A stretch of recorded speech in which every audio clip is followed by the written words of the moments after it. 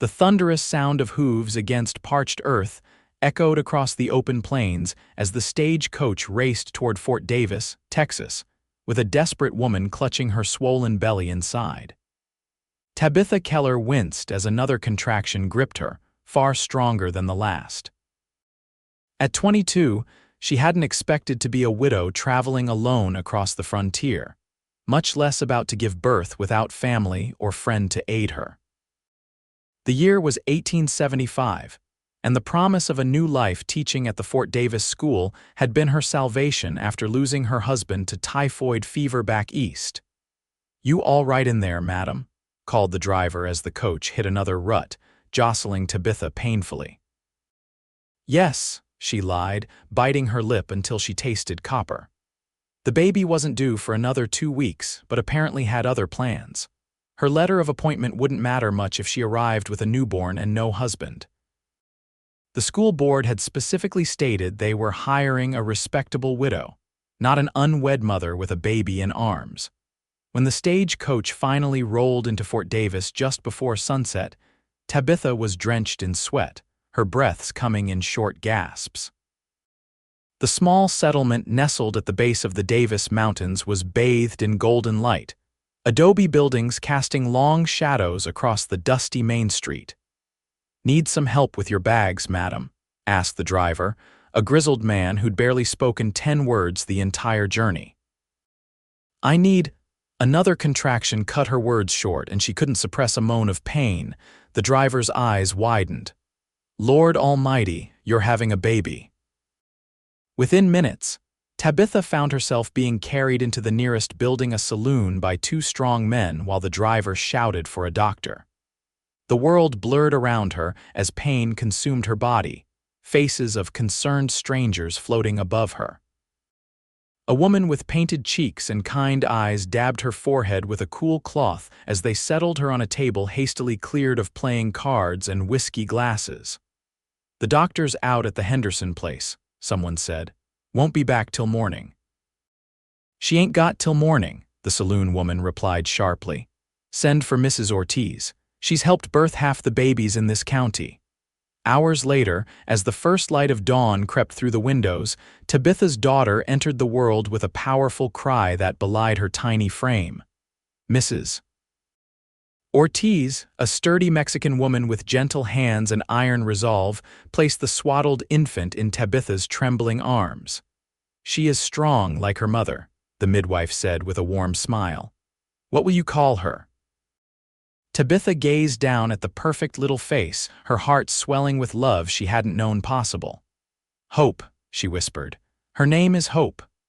Word spread quickly through Fort Davis about the widow who'd arrived and immediately given birth in Chambers' saloon. By the time Tabitha had recovered enough to leave the back room where she'd been placed, the town had divided into 2 camps, those who pitied her and those who whispered behind their hands about the suspicious timing of the birth so soon after her arrival. The school board chairman, Horatio Blackburn, arrived on the 3rd day, his tall frame casting a shadow across Tabitha's bed as he removed his hat. "Mrs. Keller," he said stiffly, "I must say this is quite the unexpected development." Tabitha straightened her spine, Hope sleeping peacefully beside her. "My husband died 4 months ago, Mr. Blackburn. The baby is his.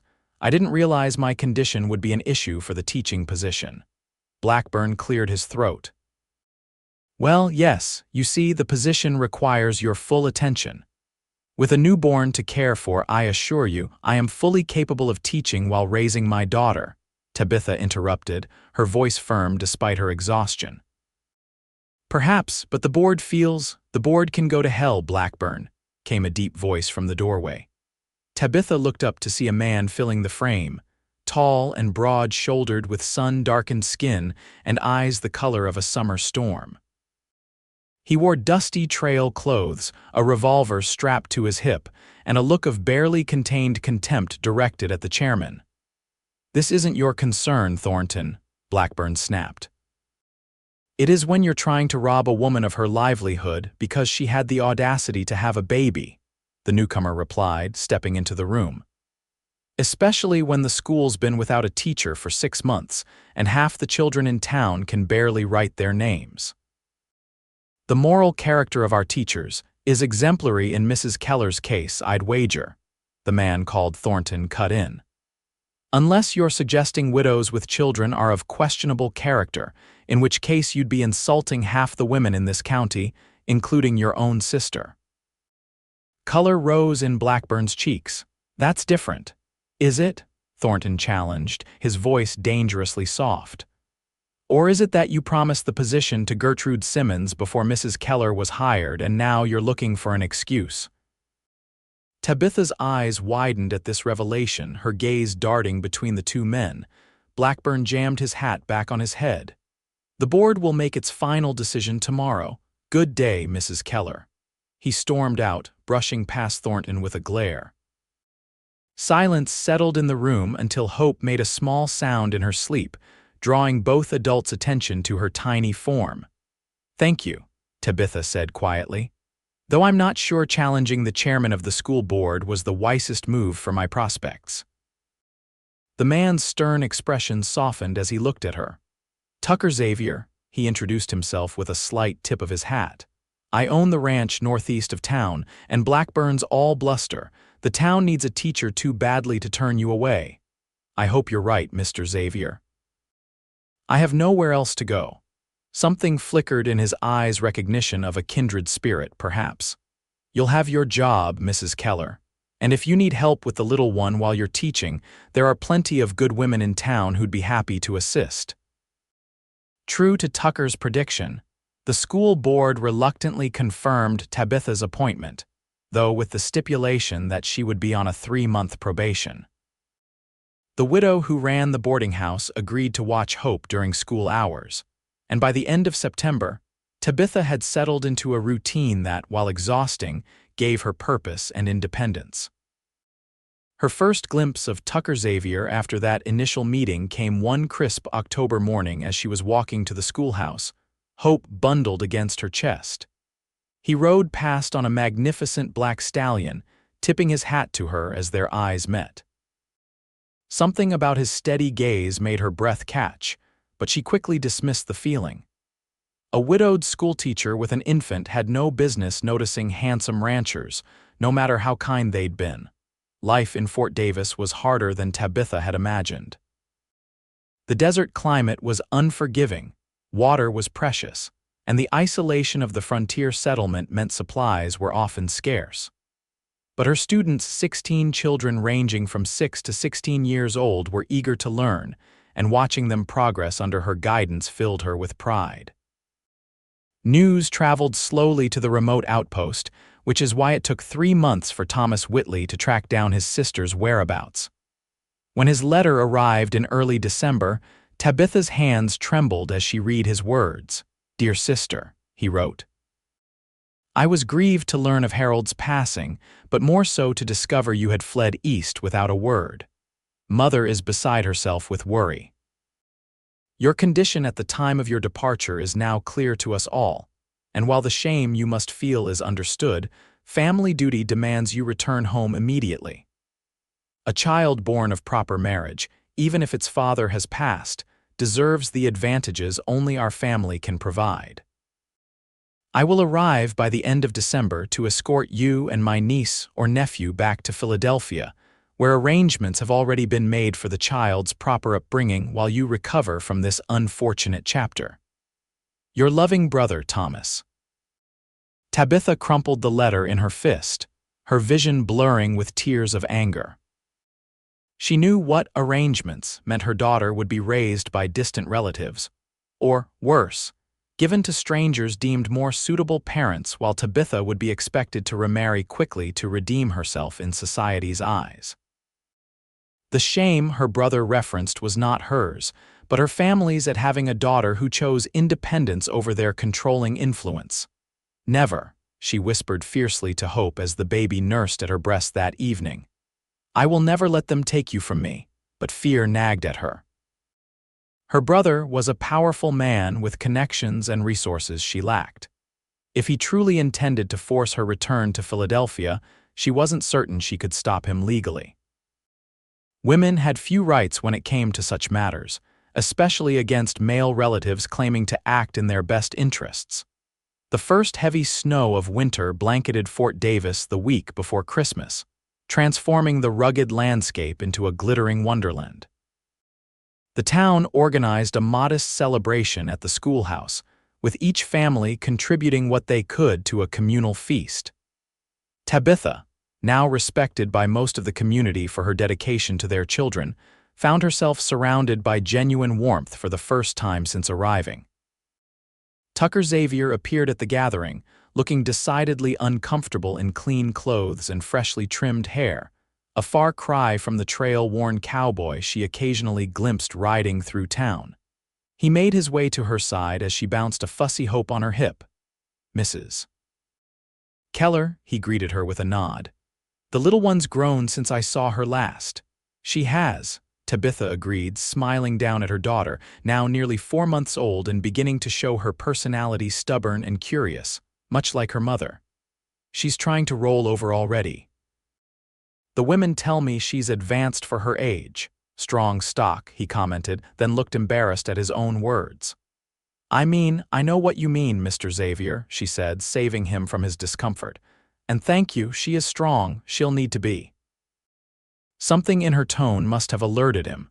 "Is everything all right?" Tabitha hesitated, then decided honesty was best.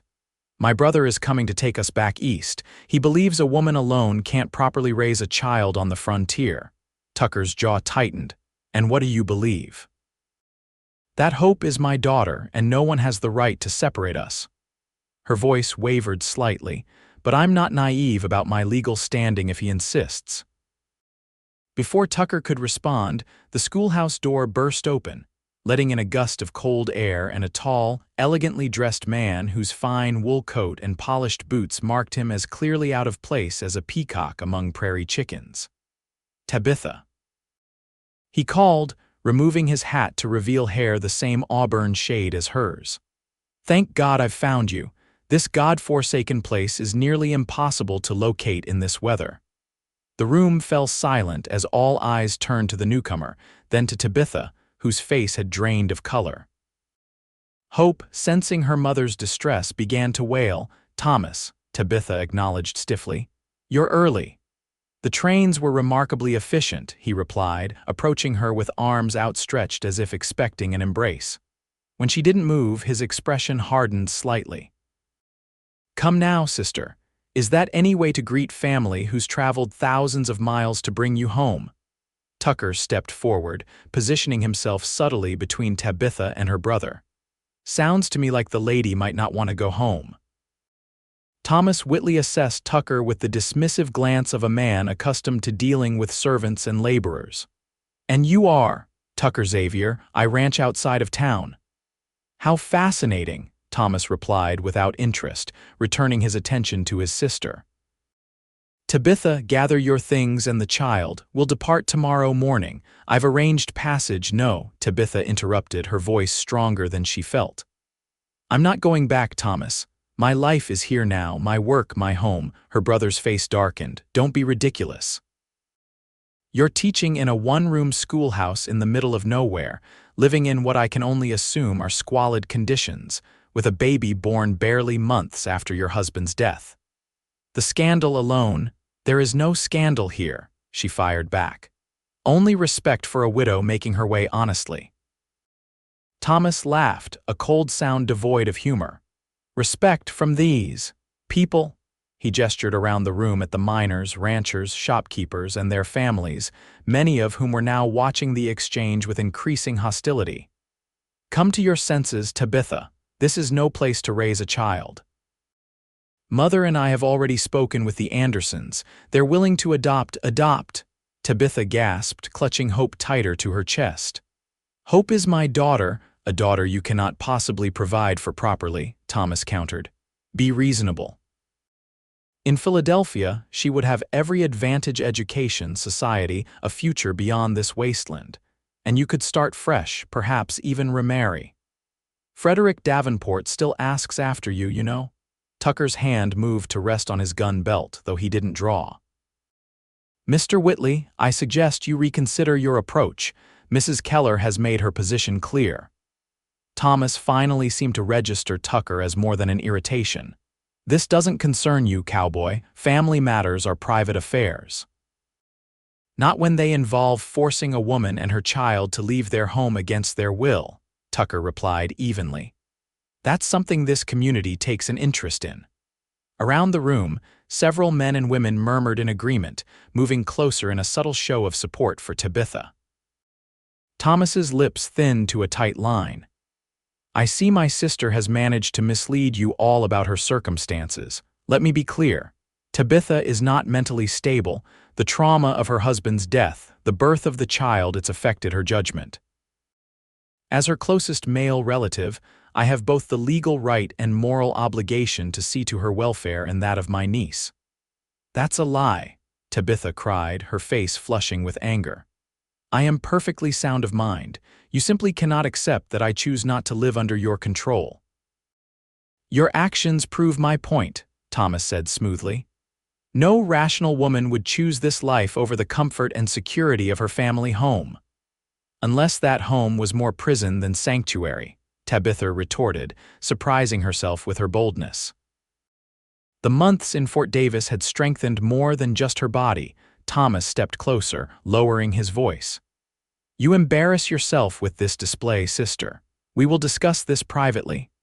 For now, know that I will not leave without you and the child, even if I must involve the authorities. With that, he turned on his heel and stalked out of the schoolhouse, leaving a stunned silence in his wake. It was Mrs. Ortiz who broke the quiet, moving to Tabitha's side and placing a weathered hand on her arm. You will stay with me tonight, you and the little one. My sons will keep watch. No one will take your baby. Tears welled in Tabitha's eyes at the unexpected support. Thank you, she whispered. As the gathering dispersed, somber mood replaced by concerned discussions, Tucker approached Tabitha again. He meant what he said about not leaving without you. I know, she replied, the fight momentarily draining from her. Thomas always gets what he wants. Our father taught him well. Tucker's expression was unreadable in the lamplight. Get some rest at Mrs. Ortiz's place. I'll speak with Judge Parker in the morning.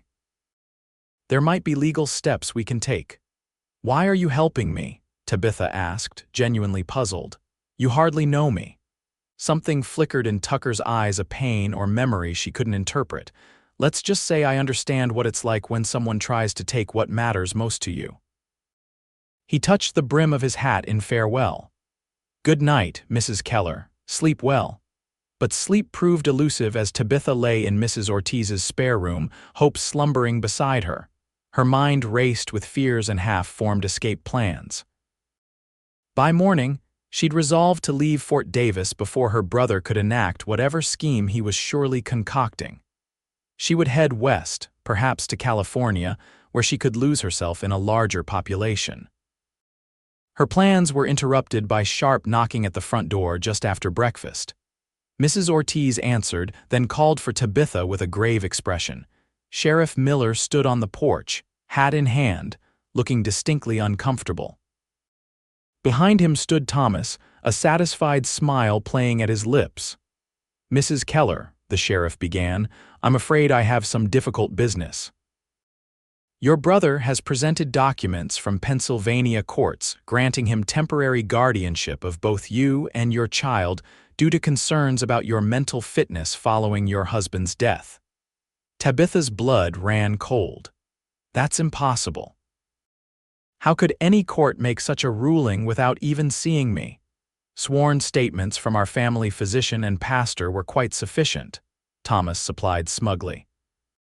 Particularly given your erratic behavior fleeing across the country and your condition, taking a position that clearly exceeds your capabilities. Those documents hold no jurisdiction here, Tabitha protested to the sheriff. Miller looked pained. Normally, I'd agree with you, Mrs. Keller, but your brother has also obtained an endorsement from Judge Harrington in El Paso. I'm obliged to honor it until Judge Parker returns from his circuit next week. By which time we'll be halfway to Philadelphia, Thomas added, stepping forward. Now, Tabitha, don't make this more difficult than it needs to be. Where is my niece? You cannot take my child. Tabitha cried, backing into the house. Mrs. Ortiz moved to stand beside her, her sons appearing from other rooms. "Sheriff," the older woman said firmly, "you know Mrs. Keller.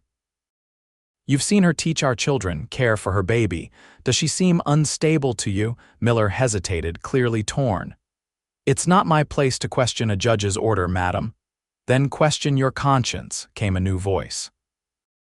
Tucker Xavier dismounted from his horse at the edge of the yard, walking purposefully toward the group. He'd clearly ridden hard, dust covering his clothes and sweat streaking his face despite the December chill. "Xavier," the sheriff acknowledged with a nod. "This is official business." "It's kidnapping is what it is," Tucker replied, coming to stand beside Tabitha. "Judge Harrington signed those papers without knowing the facts, and I'd wager there's more to this story than concern for Mrs. Keller's welfare." He turned his gaze to Thomas. "What's your real interest in the child, Whitley? Family name? Or is there an inheritance at stake?" Thomas's expression flickered momentarily before smoothing back to superiority. "How dare you imply I imply nothing? I'm asking outright," Tucker cut him off. "Because a man who truly cared for his sister's well-being wouldn't drag her across the country against her will." The sheriff looked between the men, then to Tabitha. "Mrs. Keller, is there an inheritance involved here?" Tabitha's mind raced, then suddenly clarity struck. "My husband's shipping shares," she said slowly. "They're held in trust for our child until they come of age. Thomas tried to convince me to sign them over to his management before I left, but I refused." She turned accusatory eyes to her brother. "That's it, isn't it? If you control Hope, you control the shares." Thomas's face reddened. "That's preposterous. I'm simply concerned for my niece's future, a future you can profit from," Tucker finished. He turned to the sheriff. "Those papers were obtained under false pretenses. At minimum, this needs to wait for Judge Parker's return so both sides can be heard fairly." Sheriff Miller rubbed his jaw, considering. "I suppose a few days' delay wouldn't hurt, especially with Christmas coming." "This is outrageous," Thomas spluttered. "I have legal documentation, which will still be legal next week," the sheriff replied firmly, seeming relieved to have found a reasonable middle ground. "Mrs. Keller isn't going anywhere, and neither is the child. You're welcome to stay in town until then, Mr. Whitley." Thomas's face contorted with barely suppressed rage. "You haven't heard the last of this," he spat, then stormed off toward the hotel. Once he was gone, Tabitha's knees nearly buckled with relief. Tucker caught her elbow, steadying her. "Thank you," she whispered. "Don't thank me yet," he replied grimly. "This is just a delay. We need to figure out how to fight those guardianship papers permanently." Sheriff Miller nodded agreement. "He's right, Mrs. Keller. Your brother seems determined and he's got the law partially on his side. You might want to consider your options carefully." After the sheriff departed, Mrs. Ortiz insisted Tabitha and Hope remain with her family for protection. Tucker promised to return after checking on his ranch and speaking with the town lawyer about their limited options. 3 days passed in tense waiting.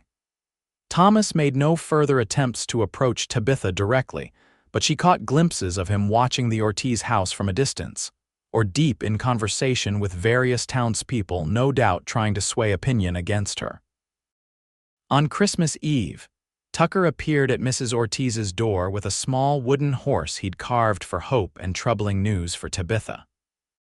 "Judge Parker won't be back until after New Year's," he said as they sat in the kitchen, speaking in hushed tones while the Ortiz family prepared for their holiday celebration.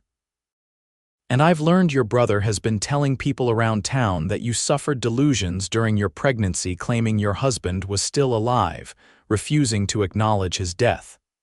Tabitha gasped. "That's an absolute fabrication. I grieved Harold terribly, but I never denied his passing."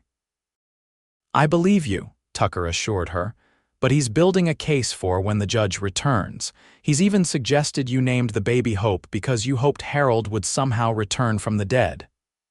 "That's absurd." "I named her Hope because she gave me hope for the future after losing everything else." Tabitha clenched her fists in frustration.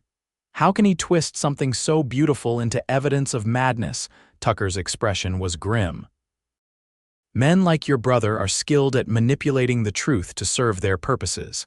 And unfortunately, the law often favors male relatives in these situations, especially when money's involved. What can I do? Tabitha asked desperately. I will not let him take my daughter. Tucker was silent for a long moment, his eyes fixed on the floor. When he finally looked up, there was determination in his gaze. There might be one way, but you're not going to like it.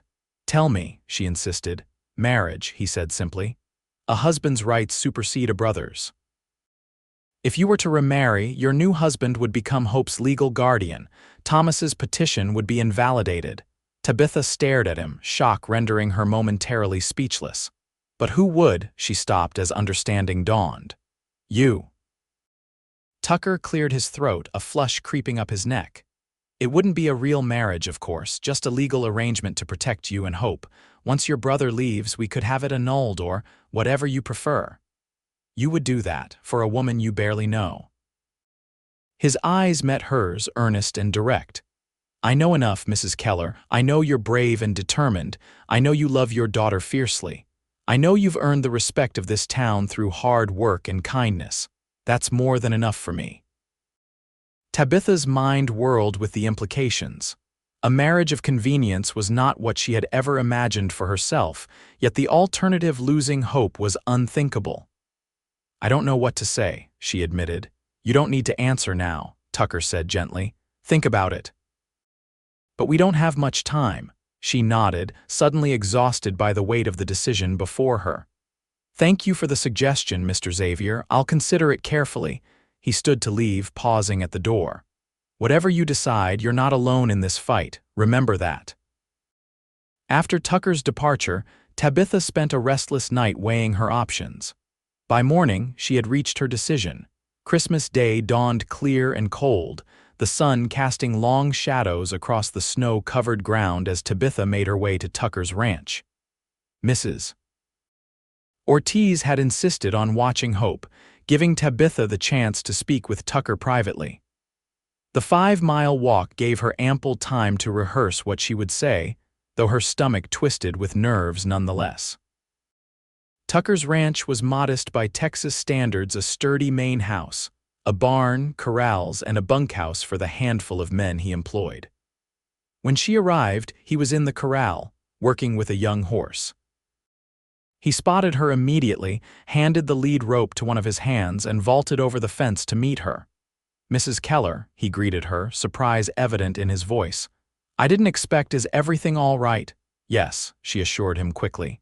Hope is safe with Mrs. Ortiz. I needed to speak with you. She glanced around at the curious cowboys who had paused in their work to observe the unexpected visitor. Privately, if possible, Tucker nodded, leading her to the house. Inside was surprisingly comfortable, simple furnishings, but clean and well kept, with bookshelves holding more volumes than she would have expected from a rancher. You read, she observed, running her fingers along the spine of a leather-bound copy of Walden. When there's time, he replied, suddenly self-conscious. Please sit. Can I offer you coffee? It's fresh. Tabitha nodded gratefully, the warmth of the house reminding her how cold her walk had been. Tucker poured 2 cups and sat across from her at the kitchen table, waiting patiently. Taking a deep breath, she met his gaze directly. I've considered your proposal, Mr. Xavier. Tucker, he corrected gently. If we're discussing marriage, even one of convenience, you might as well use my given name. Tucker, she amended with a small smile. I've thought carefully about what you suggested, and I've come to a decision. She squared her shoulders. I will marry you if the offer still stands. Relief washed over his features. It does. But she continued, I have conditions. Tucker leaned back in his chair. I'm listening. First, this arrangement must be temporary, with a clear understanding that it will end once my brother has abandoned his pursuit and returned east. She swallowed hard. Second, I will continue teaching and maintain my independence in all matters except where legally necessary to present as husband and wife. Third, I will continue living at the boarding house with Hope. Tucker's brow furrowed at the last condition. That might undermine the appearance of a genuine marriage. Your brother could use it against us. Tabitha hesitated, realizing he was right. Then what do you suggest? You and Hope would need to live here, he said carefully. But I give you my word as a gentleman that your privacy and person would be absolutely respected. I would take the bunkhouse if necessary. That's not practical during winter, she protested. Your home has ample room. I'm not afraid of you, Tucker. I trust you would honor your word. Something flickered in his eyes, gratitude, perhaps, or relief. I would, always. Then I accept your terms, she said, extending her hand formally. When shall we proceed with this plan? Tucker took her hand, his calloused palm warm against hers. The sooner the better. Judge Parker may not be here, but Reverend Walsh could marry us tomorrow. It wouldn't stop your brother immediately, but it would complicate his legal standing considerably until the judge returns. Tomorrow, Tabitha repeated, the reality of what she was agreeing to suddenly striking her. Very well. Tomorrow I shall become Mrs. Xavier. His thumb brushed lightly over her knuckles before he released her hand. For what it's worth, Tabitha, I believe you're making the right choice for Hope, and I promise I'll do everything in my power to ensure neither of you ever regrets it. The simple sincerity in his voice threatened to unravel her composure. Thank you, she managed, standing abruptly. I should return to Hope now. Wait, Tucker said, rising as well. Let me hitch the wagon. You shouldn't walk all that way back in the cold. As they drove back to town, the winter landscape stretching before them like a blank page waiting to be written upon, Tabitha found herself studying Tucker's profile. The man she would call husband tomorrow was still largely a mystery to her, yet something about his quiet strength and unwavering principles resonated with her own character. May I ask you something personal? She ventured as the town came into view. You can ask, he replied with a hint of wariness. Why are you really helping us? The truth, please. Tucker was silent so long she thought he might not answer. When he finally spoke, his voice was rough with emotion. My sister was in a situation not unlike yours. Young widow, small child, powerful men who thought they knew better what should happen to both of them. Only difference was, I was just a boy, then 14, working cattle drives to send money home, by the time I earned enough to return. His hands tightened on the reins. They'd taken my nephew. Placed him with a respectable family back east. My sister never recovered from the loss. She died the following winter. Consumption, they said, but I know it was a broken heart. Tabitha's own heart constricted at the pain evident in his voice. I'm so sorry, Tucker. He nodded once, acknowledging her sympathy. I couldn't help them then, but I can help you and Hope now. And I'm grateful, she said softly, impulsively placing her gloved hand on his arm, more than I can express. Their eyes met briefly before Tucker returned his attention to the road. But in that moment, Tabitha glimpsed something that made her breath catch a depth of feeling that suggested their arrangement might become more complicated than either had anticipated. The wedding took place the following afternoon in the small church on the edge of town. Reverend Walsh, though initially skeptical of the sudden union, was convinced by their partial explanation that Thomas posed a genuine threat to Hope's well-being, and that marriage was the surest protection available. Tabitha wore her best dress, a deep blue wool that brought out the auburn highlights in her hair, which she'd pinned up with trembling hands. Mrs. Ortiz had insisted on adding a sprig of holly as a festive touch, and had wrapped Hope in a beautiful handmade shawl for the occasion. Tucker arrived in a clean black suit that transformed him from rugged rancher to handsome gentleman, his usually untamed dark hair slicked back neatly. He carried a simple gold band that had belonged to his mother, a detail that touched Tabitha deeply. The ceremony was brief but proper, witnessed by the Ortiz family and Sheriff Miller, whose presence lent an official weight that would be important when confronting Thomas. When Reverend Walsh pronounced them husband and wife, Tucker hesitated only a moment before leaning down to place a chaste kiss on Tabitha's lips, their first contact of that kind. Though brief, The kiss sent an unexpected warmth through her body. They emerged from the church to find Thomas waiting on the street, his face a mask of cold fury as he took in the scene before him. "What is the meaning of this?" he demanded, storming forward. Tucker stepped slightly in front of Tabitha, who held Hope protectively. "Mr. Whitley, allow me to introduce myself properly. Tucker Xavier, your sister's husband as of today." Thomas's face flushed dark red. "This is preposterous, a transparent attempt to circumvent my legal guardianship." "Actually," Sheriff Miller interjected, "the lady's marriage changes things considerably.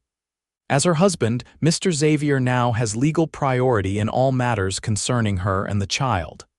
"It's not a valid marriage," Thomas sputtered. "She's not of sound mind to consent. I witnessed the ceremony," the sheriff interrupted firmly. "Mrs. Xavier was perfectly lucid and willing. Reverend Walsh would not have performed the service otherwise." Thomas turned his venomous gaze to Tabitha. "You've made a grave mistake, sister. This charade won't stand up to legal scrutiny. When Judge Parker returns, Tucker cut in, his voice deadly calm, he'll find a legally married couple caring properly for their child. And he'll find your claims of mental instability directly contradicted by the testimony of an entire community who has watched Mrs. Xavier teach their children and care for her baby with exemplary competence these past months." Thomas's jaw worked as he searched for a counter-argument. Finding none immediately at hand, he resorted to intimidation. "This isn't over, not by a long shot." "Yes, it is," Tucker replied, taking Tabitha's elbow gently. "My wife and daughter are coming home now. You can take your grievances up with Judge Parker when he returns. Until then, I suggest you keep your distance from my family." The word family sent a strange thrill through Tabitha, part fear, part something warmer she wasn't ready to examine.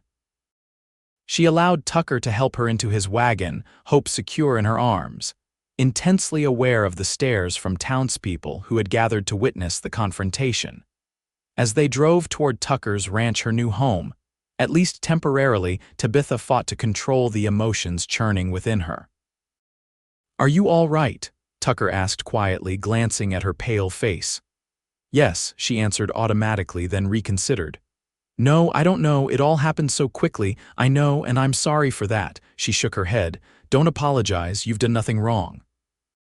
In fact, you've been extraordinarily kind." She looked down at Hope, who slept peacefully despite the day's drama. "I just never imagined my life taking such turns. A year ago, I was planning garden parties in Philadelphia, and now I'm a twice-married woman with a baby, living on a cattle ranch in Texas." Tucker's lips quirked in a half-smile. "Life has a way of upending our expectations." "Indeed it does," she agreed, then added more softly, "though not always for the worse." His eyes met hers briefly, a question in them she wasn't prepared to answer. Instead, she returned her gaze to the landscape, watching as the town receded behind them and the open country stretched ahead, much like the uncertain future they now faced together. The first night in Tucker's home was awkward despite his careful preparations. He had cleared out the largest bedroom for Tabitha and Hope, moving his own belongings to a smaller room across the hall. A cradle, hastily constructed but sturdy, waited for Hope beside the bed. Fresh linens, a pitcher of water, even wildflowers preserved from autumn in a glass jar on the dresser, all evidence of his desire to make her comfortable. "It's not what you're accustomed to, I'm sure," he said apologetically as he showed her the room. "It's lovely," she assured him, genuinely touched by his thoughtfulness, "and far more comfortable than the boarding house." Dinner was a quiet affair, conversation limited to practical matters, the routine of the ranch, where things were kept in the kitchen, when Tucker typically left for work and returned. After the meal, he excused himself to check on the livestock, giving Tabitha time to settle Hope and herself for the night. Alone in the unfamiliar room, Tabitha sat on the edge of the bed, the events of the day finally catching up to her. She was married again, this time to a virtual stranger with whom she now shared a home and, at least legally, a child. The enormity of what they had done pressed upon her, bringing unexpected tears to her eyes. A soft knock at the door startled her. She hastily wiped her cheeks before calling, "Come in." Tucker entered, carrying a cup of tea. He stopped when he saw her reddened eyes. "I'm sorry, I should have waited." "No, please," she said, gesturing for him to enter. "I'm just overwhelmed." He handed her the tea, keeping a respectful distance. "Chamomile, my mother always said it helped with difficult days." Tabitha accepted the cup gratefully. "Thank you, she sounds like a wise woman." "She was," he agreed, a shadow crossing his face momentarily. "Listen, Tabitha. I meant what I said about this arrangement being temporary. Once your brother leaves, let's not discuss that tonight," she interrupted gently. "One day at a time is all I can manage right now." Tucker nodded, understanding in his eyes. "Of course, get some rest. And if you need anything at all, I'm just across the hall." After he left, Tabitha sipped her tea slowly, watching Hope sleep in the cradle. Whatever the future held, tonight they were safe. For now, that had to be enough. The following days established a tentative rhythm to their shared life. Tucker rose before dawn to begin ranch work, returning briefly for breakfast, which Tabitha prepared. Their conversations over meals gradually became less stilted, especially when discussing Hope, whose smile and developing personality delighted them both. A week passed with no further confrontation from Thomas, though Tucker reported seeing him around town, clearly waiting for Judge Parker's return.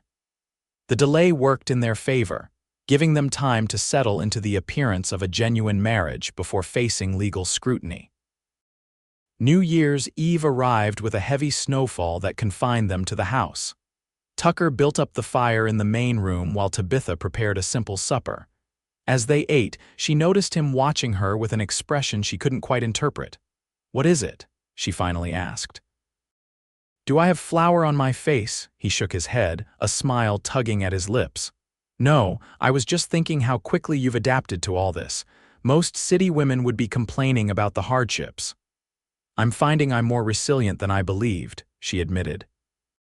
"Though I miss certain comforts, I don't miss the constraints of Philadelphia society. There's a freedom here I never experienced before." "Freedom suits you," he observed, his voice warming in a way that made her cheeks flush. After dinner, Tucker produced a bottle of whiskey and 2 glasses. "It's tradition to toast the new year," he explained, "though we don't have to if you'd prefer not to." A small toast would be nice, she decided, accepting a glass with only a splash of the amber liquid. They sat before the fire, the crackling wood and occasional soft sounds from the sleeping Hope the only interruption to a comfortable silence. When the mantel clock chimed midnight, Tucker raised his glass. "To new beginnings," he said simply. "New beginnings," she echoed, taking a sip and wincing slightly at the burn of the alcohol. Tucker laughed softly. "Not much of a drinker, I take it." "Harold didn't approve of women drinking," she explained, then wondered why she'd shared that particular detail. Tucker's expression sobered. "Was he a good husband to you?" The question caught her off guard. She considered it honestly before answering. "He was, proper, considerate in his way. Our marriage was arranged by our families, a suitable match of social equals. He treated me well enough, but—" She trailed off, unsure how to express the absence she'd always felt even before Harold's death. "But," Tucker prompted gently, "but there was little warmth between us," she finished quietly. "We were companions more than anything else.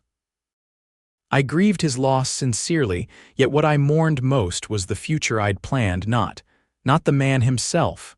"That sounds terrible, doesn't it?" "It sounds honest," Tucker replied without judgment. "Not all marriages are love matches. What about yours?" She asked impulsively, then immediately regretted the question.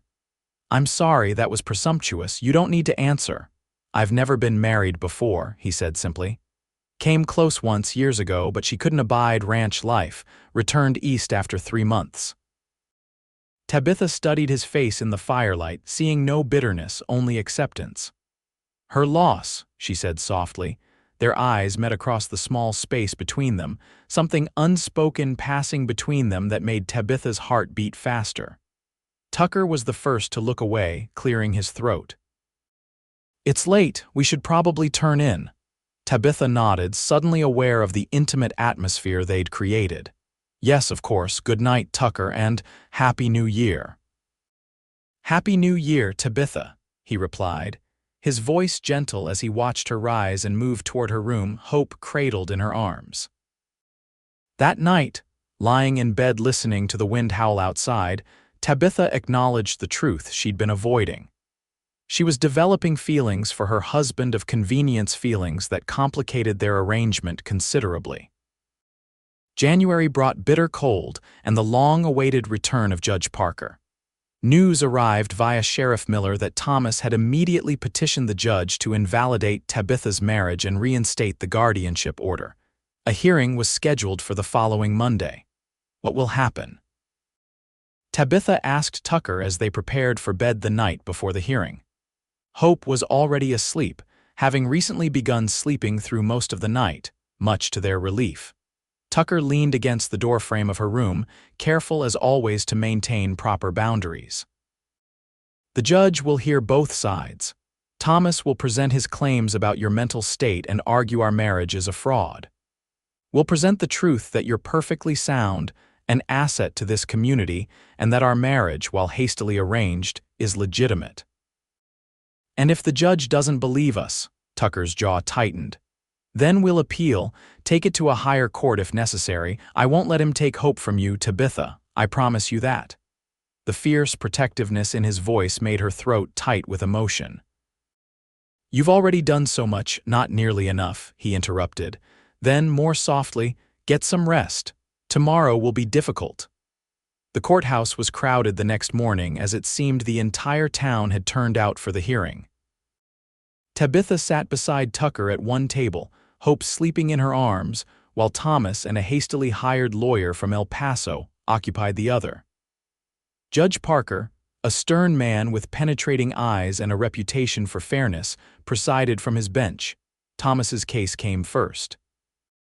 His lawyer presented the guardianship papers from Pennsylvania, along with letters from family associates attesting to Tabitha's fragile state following Harold's death.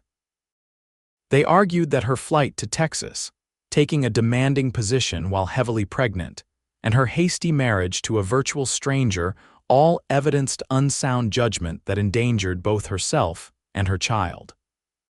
"Furthermore," the lawyer continued smoothly, "we contend that this marriage is nothing more than a transparent legal maneuver to circumvent Mr. Whitley's rightful guardianship." The couple had known each other barely 3 months before wedding, have no documented courtship, and by all accounts, Mr. Xavier approached Mrs. Keller, as she was then known, with the proposal immediately after learning of Mr. Whitley's legal claim. Throughout the presentation, Tabitha fought to maintain her composure, though her hands trembled so badly that Tucker eventually covered them with his own, a gesture not lost on Judge Parker. When it was their turn, Tucker spoke first, his deep voice steady and assured. "Your Honor, I won't insult your intelligence by denying that our marriage came about quickly and under unusual circumstances. But I will state unequivocally that it is a genuine union, entered into with clear minds and willing hearts." He recounted how he had observed Tabitha's dedication as a teacher, her unwavering care for Hope, and her quick integration into the community. Several townspeople, including Reverend Walsh, Mrs. Ortiz, and the school board chairman, a chastened Blackburn who had apparently had a change of heart, testified to her sound judgment and capable nature. "As for the timing of our marriage," Tucker continued, "I admit it was accelerated by Mr. Whitley's threats. But the foundation was already their mutual respect, shared values, and yes, developing affection." He glanced at Tabitha, something warm in his gaze. Sometimes the heart recognizes what it wants more quickly than society deems proper. Tabitha was called to testify next, handing Hope to Mrs. Ortiz before taking the stand. With quiet dignity, she described her life in Philadelphia, the controlling atmosphere of her family home, her arranged marriage to Harold, and her genuine grief at his passing, complicated by her discovery of her pregnancy. "I came to Fort Davis seeking independence and a fresh start for myself and my child," she explained. "Not out of madness or delusion, but out of a mother's desire to provide her daughter with a life free from the constraints I'd known. My brother claims concern for Hope's welfare, but his true concern is controlling her inheritance from my late husband's shipping interests that will become quite valuable as she grows." She detailed Thomas's attempts to manage Harold's estate before she left Philadelphia, his insistence that she place Hope with another family upon birth, and his manipulative tactics since arriving in Fort Davis. "As for my marriage to Tucker," she concluded, her voice softening, "it began as a practical solution to an immediate problem, yes. But in the weeks since, it has become much more than that." Her eyes met Tucker's across the courtroom. "He has shown me kindness, respect, and a warmth I never experienced in my previous marriage. He treats Hope as his own. Our union may have unconventional beginnings, but it has become a true marriage in every meaningful sense." Thomas's lawyer attempted to shake her testimony through aggressive questioning about her mental state after Harold's death, but Tabitha remained composed, answering clearly and rationally. Finally, Judge Parker called a recess to consider his ruling. As they waited in the anteroom of the courthouse, Tucker pulled Tabitha aside. "Did you mean what you said in there?" he asked quietly. "About our marriage becoming something more." Tabitha felt heat rise to her cheeks. "I did, though perhaps this isn't the time or place to discuss it." Before Tucker could respond, they were called back into the courtroom. Judge Parker's expression revealed nothing as he prepared to deliver his verdict. "This court has considered the evidence and testimony presented today with great care," he began. "Mr. Whitley's concern for his sister's welfare is noted, as is the unusual timing of her marriage to Mr. Xavier. However, I find no compelling evidence that Mrs. Xavier is mentally unsound or incapable of caring for her child. On the contrary, multiple respected members of this community have attested to her competence, character, and maternal devotion." Thomas shifted angrily in his seat as the judge continued. "As to the validity of the marriage, while hastily arranged, it was properly performed and recorded. The law does not require couples to court for any specific period before marrying, nor does it demand proof of romantic love as a prerequisite for legal union." A hint of a smile touched the judge's lips, though in this case, such proof seems evident to most observers. Tabitha felt Tucker's hand find hers beneath the table, his fingers intertwining with hers.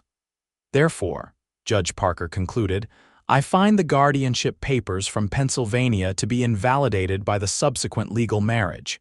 Mrs. Tabitha Xavier is judged of sound mind and body, fully capable of making decisions for herself and her child. The petition is denied." He struck his gavel with finality, and the courtroom erupted in cheers from the townspeople who had come to support them. Tabitha found herself enveloped in Tucker's embrace, tears of relief streaming down her face. "It's over," he murmured against her hair. "You're safe now, both of you."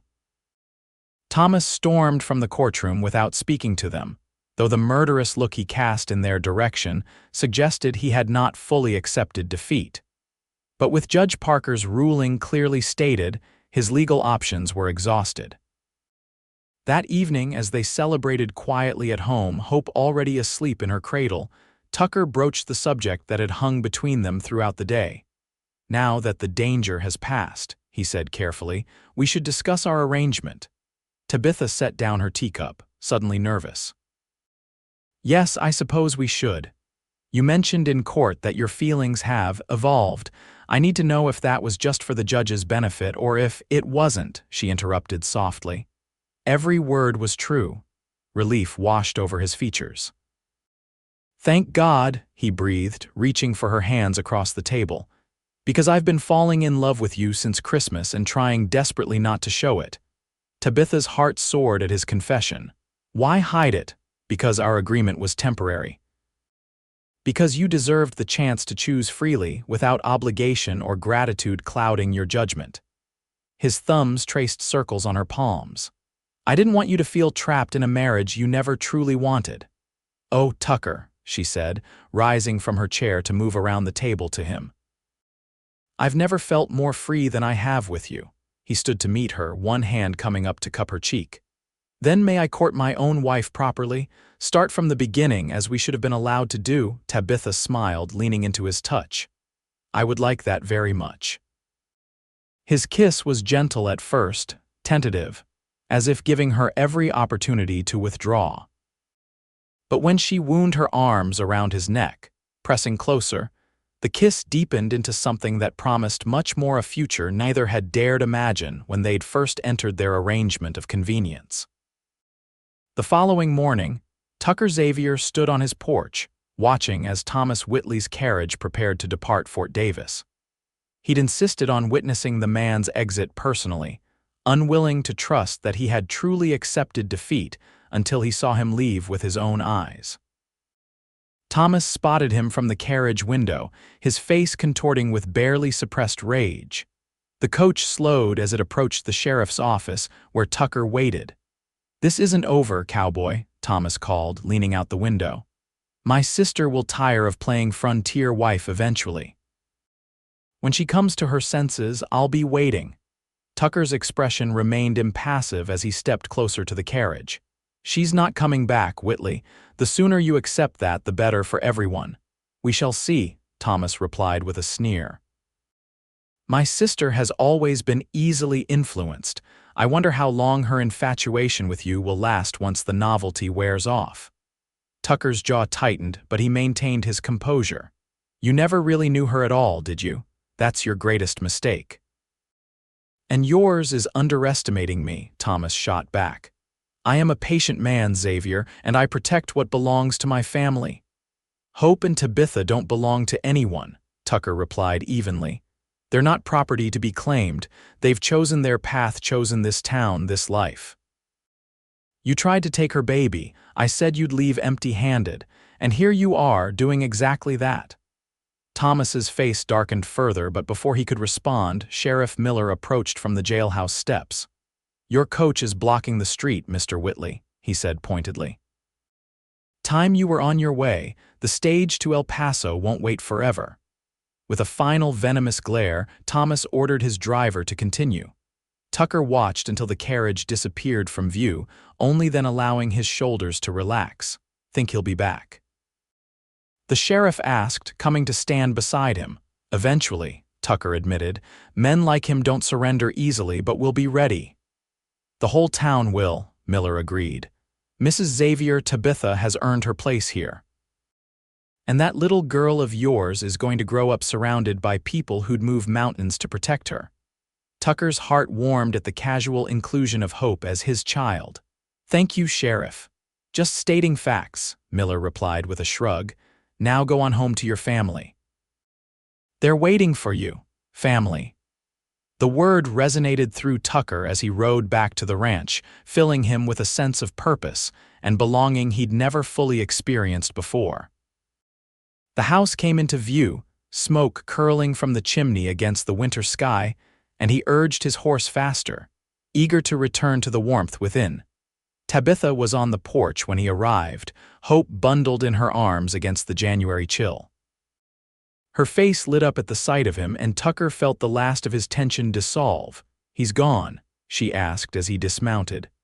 "On the stage to El Paso by now," Tucker confirmed, climbing the steps to join them, "though I doubt we've seen the last of him." "I know," she acknowledged, her expression momentarily troubled before she looked down at Hope. "But we're stronger together. He'll find that out if he tries again." Tucker gently tilted her chin up, searching her eyes. "No regrets about any of it."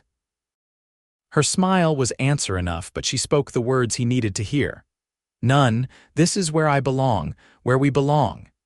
He kissed her then, there on the porch of the home they now truly shared, as Hope gurgled happily between them. Whatever challenges the future held, they would face them together, a family forged in adversity, but bound by something far stronger than circumstance or convenience. Spring arrived in a burst of wildflowers across the Davis Mountains, transforming the landscape from winter's muted palette to vibrant color.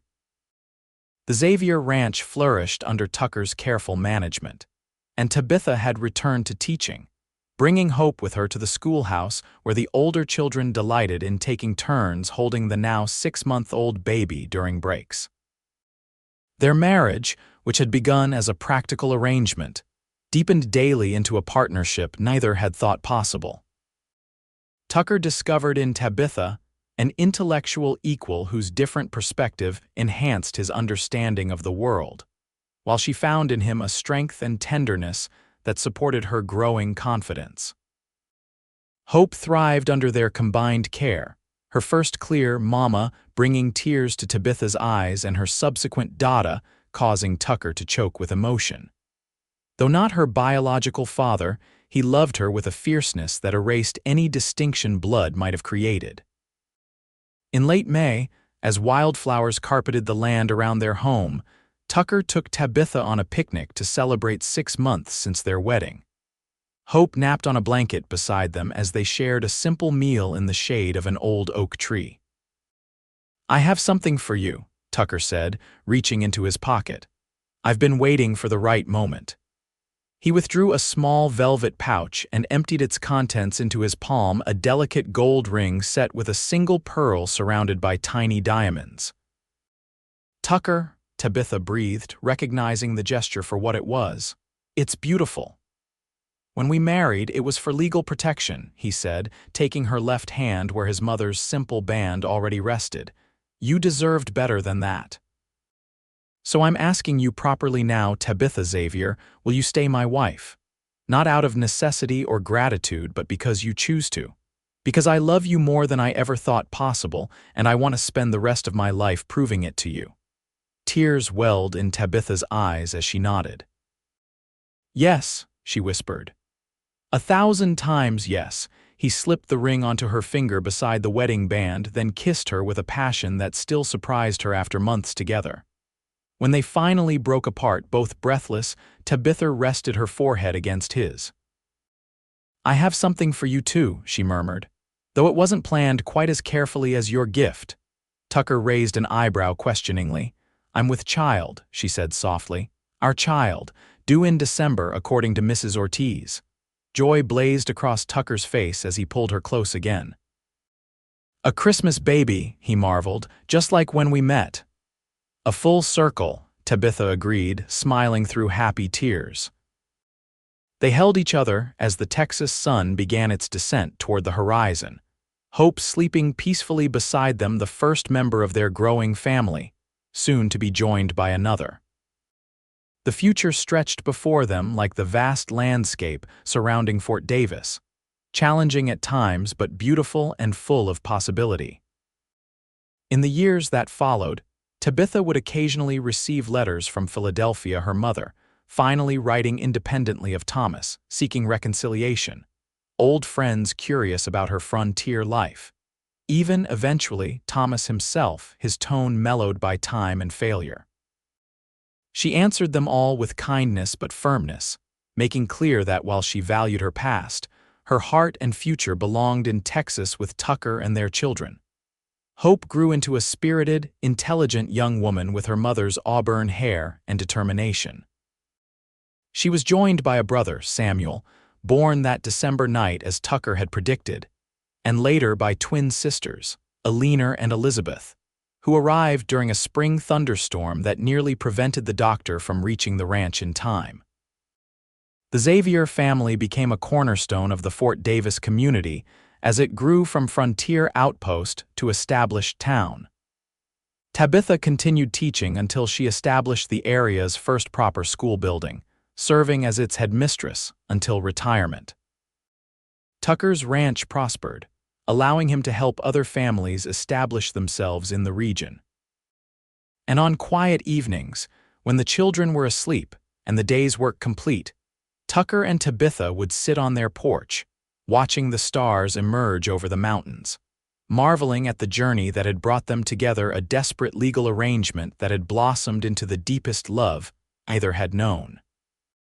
"Do you ever think about how differently things might have turned out?" Tabitha asked one such evening, her head resting on Tucker's shoulder as they approached their 20th anniversary. "If Thomas hadn't come after Hope, if we hadn't married so hastily." Tucker considered the question, his arm tightening around her. "I'd have found my way to you eventually," he said with conviction. "Some things are just meant to be." Tabitha smiled, knowing in her heart he was right. Their beginning may have been unconventional, but the love they'd built was as solid as the mountains surrounding their home, enduring, steadfast, and true. A love worth fighting for, worth protecting, just as Tucker had protected her and Hope when they needed it most. "Some things are indeed meant to be," she agreed, tilting her face up for his kiss as the first stars appeared in the darkening Texas sky.